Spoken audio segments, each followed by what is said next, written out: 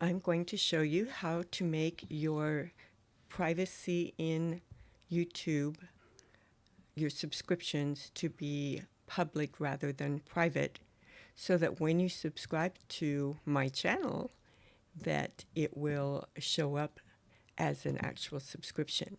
So after you have gotten into YouTube, you're going to go to here and go to this. This is your profile.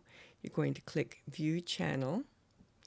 Then you're going to left click, scroll down and click on Settings. You're going to click Privacy. And then you want to make sure that this is turned on. This is turned off right now. When I turn it on, it allows my subscriptions to be public. So hopefully you will do that and subscribe to my channel. Thank you.